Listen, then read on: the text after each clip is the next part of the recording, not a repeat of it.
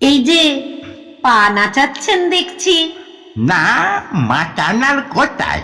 না না, মাচান বলিনি, বলছি নাচাচ্ছেন দেখছি। উচ্ছে? হ্যাঁ, উচ্ছে এককালে মাচানে হতো বই কি। কুমড়ো, লাউ সবই মাচানে। এখন আমার ছোট পারিবারিক ঠাঁই কোথায়?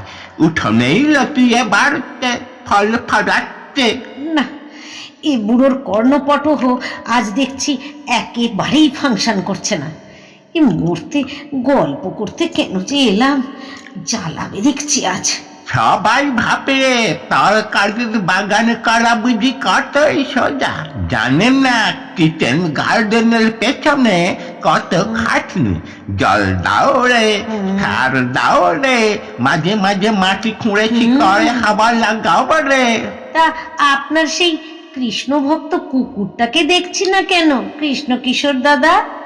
সে তো আপনার সঙ্গই ছাড়ে না। পুকুর কথাটা মন্দ বলনি। ভাবছি বাগানের পেছন দিকে একটা পুকুর কাটবো, জল সাপ্লাই দেবে, সঙ্গে মাছও দেবে। ওরে বাবা রে বাবা, এই যে কোনো কথাই কানে নেয় না। বলছি আপনার নিত্য সঙ্গী সারমেয় পুঙ্গবের কথা বলছিলাম।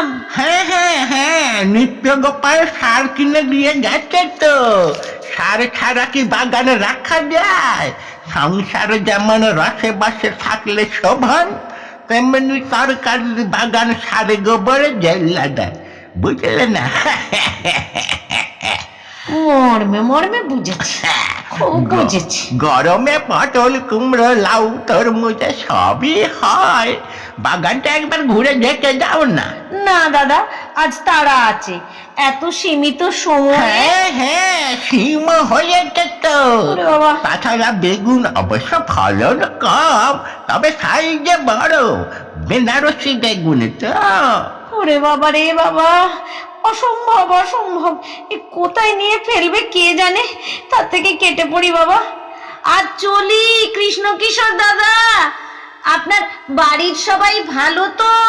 ছেলে পুলেরা সব? মাঝে মাঝে হয় হয় হয়, পুড়িয়ে খেয়ে ফেলি। কি বলে রে?